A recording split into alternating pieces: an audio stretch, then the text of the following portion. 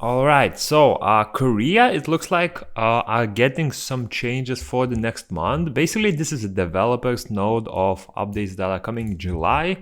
So we can sort of expect some of these updates maybe like a month later. For some, they may drop at once. And yeah, even if they are not here yet, you can sort of look at these as a future of what's coming to NA and global as well. So we'll look at some important changes because there's quite a bit that may be game changing for some. So yeah, let's look into it. So first of all, it looks like there will be a new skill effect called suppression, and this will mostly attack whenever there is an increased skill cooldown effect.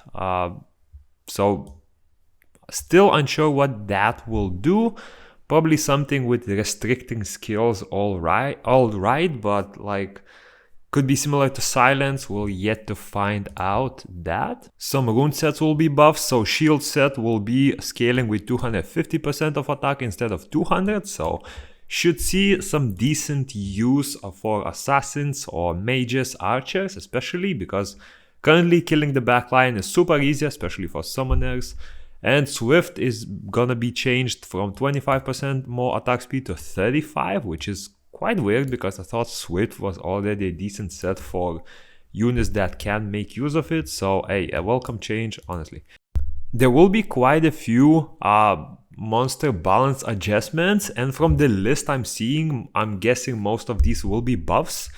So there's quite a few. So Fire Mermaid, Sky Dancer, Undyne. Water attributes, Undyne's a Cool Girls. Wind is again Mermaid, Sky Dancers, Undyne's Valkyrie. That could be interesting. I just tested her like a week ago and she was horrible. Ninetale Fox Light will be Vampire Hunter and Pirate Captains. Vampire Hunter, interesting. Dark Ones, I'm not sure what this is. Ungmio Musa, that's just a bad translation.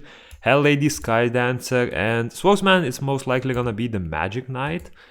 But you may have noticed that I've skipped a few, and yes, Fire Dragon Knight and Wind Dragon Knight. So currently, Dragon Knights have been performing pretty bad in Korea, and this has led to people advising not to summon them, including me actually. I was only planning to get the Fire Knight for some content, but yeah, and it looks like Fire and Wind ones will be getting most likely a buff, or at least some sort of adjustment that should help them in the meta. So whenever Dragon Knights come out, do save some scrolls. There is a good chance that the buffs might be pretty good, and you will want to summon them instead of saving for Twin. So yeah, again, I'm probably gonna summon for the Fire one. I'll think about the Wind one. Maybe the buffs will come out while we still have the banner, but yeah, some interesting stages. And for Summoner Balance, Orbius Tornado and Meteor Strike. So Tornado is the Wind first skill. It is a new, like one of those level 70 skills. And Meteor Strike is the Fire first skill. Again, one of those like level 70 skills. So I'm guessing both of them will receive a buff because they're definitely not as good as the previous counterparts of that first skill. Now it looks like the guild request that they set weekly will be getting a Devilmon as a level 9 reward. So this is referring to those rewards as milestones for completing missions. So the last ones are like Sky Stones. Level 8 is a mystical scroll.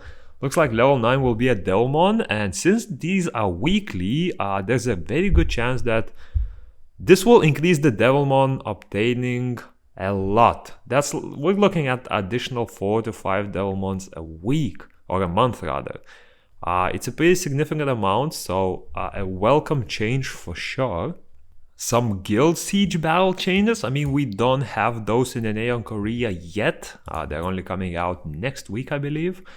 But it looks like some changes will include being able to attack bases even if they're not connected to your tower. As long as you have connection to the enemy tower, you'll be able to hit it. And this is pretty similar to how it works in Sky Arena if you've played that. So this shouldn't put you as a surprise. Now, some changes to collection challenges, and I actually welcome these changes because it might look like it's going in a different direction from where they want to take the game, especially like making the game more easy to play, less time consuming. But it looks like the collection challenges will be changing from monthly to weekly now. I'm not sure how the rewards will stay. I'm hoping they don't nerf the rewards too much by just increasing the missions from like once per month to like 4 or 5 times per month. But yeah, if the rewards stay the same, we can potentially look at even more devil mons, even more mystical skulls. So yeah, we'll have to check how that works out. And it looks like the twins will be getting some transmogs. So Checkham Dancer is getting... wait, let me... So the Checkham Dancer is getting this transmog, right? And this is the transmog that the Boomerang Warrior is getting. And now for the main part, I feel like these changes will be the biggest ones, and it includes mostly raids and rupture. So, if you have completed a certain raid or rupture before, they're looking into changing these contents to be sort of more solo focused instead of a team focused party, right? So for raids, yeah, like all raids except hero raids. Of course, hero raids are quite hard, so it's smart to leave them for a team play.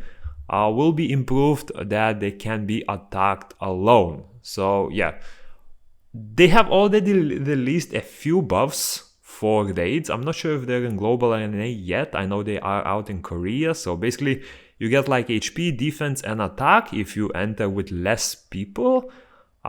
Those buffs are not enough to counter several raids solo. Like Foggy, White Shadow Castle, you'll probably be able to do solo quite easily. Naraka, the problem with Naraka is the minion phase. Like the damage you can probably find in your box, right? Even with the buffs. The problem is the minions that you can defend one tower. You may be able to defend 2 towers at once. But with minions coming to all 3 towers, I don't think they will just be giving extra attack like before. I think the raids will be changing significantly, especially for raids like that. And yeah, because like if you look at the raids, Foggy, White Shadow Castle, the mechanics there are really soloable, right? But in Naraka you have minions. In Marsh you can probably do it. And in Farakel, the whole Tree of Heroes guy, you have certain mechanics like the wind phase tornadoes where you're basically not able to do any damage because the tornadoes are chasing you. So I don't think it will straight up be just a buff to like your damage. I think it will be a sort of a different change to somehow make it more soloable, make it maybe even closer to being sort of like quick battle-ish. I don't think it'll just straight up be a quick battle, but it should ease the process a lot. And another thing, so Seal will be a 3-person lobby. It's currently a 6-person lobby, so I'm guessing with it going to 3-party, the damage will probably be like doubled. And then even then, as you can see, it's getting changed to solo as well. So most likely the dots will do a lot more damage, or he will receive way less HP. I think the mechanics behind Seal are quite soloable. I know there's someone who actually did it on YouTube, right? Quite a few months ago. So it's definitely possible solo, and I just think that one will probably be just a straight boost. Oh, and a few more changes to the raids. So as you can see, rifts, I'm guessing those are referring to the 3 little raid bosses above Foggy Prison. And where is it? I saw that there was raid support, yeah. Raid support, so this is most likely elite raids, so like Foggy, Metas, whatever. Some of these will be changed to give you rewards by consuming energy. So you can probably expect the lower tier gear to be acquired by just using energy. You can probably expect some of the raid coins or raid crafting materials to be obtainable with energy. So this should make crafting a little easier, especially since hero equipment requires like 20 materials per item, from going from 6-star 3 awakened to that hero tier or whatever it's called. So this should be pretty impactful, and you shouldn't really stress farming hero material, like raid materials, if you're really struggling with it right now, because it looks like we will be getting an easier method to do it hopefully soon.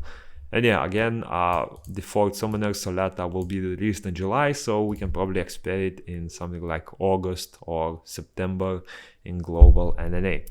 And yeah, just a few hero-related changes. We don't have that, so I'm not gonna focus too much on it. But yeah, some exciting changes coming. I'm really looking forward to the whole solo raid thing. As much as I love going with Magildis in our pre-made party, it is pretty hard to cooperate, and if you're able to do those raids solo, I actually welcome the change. I think as long as it's manageable by using similar energy, like similar strength summoners to what you've been using for party dungeons, that should be a great change. And yeah, that's about it for this one. We should be getting some fun news on Thursday or even Wednesday. Dragon Knights are getting released, so we'll be looking forward to that. It should be a bigger patch with more stuff added than just that. And yeah, peace.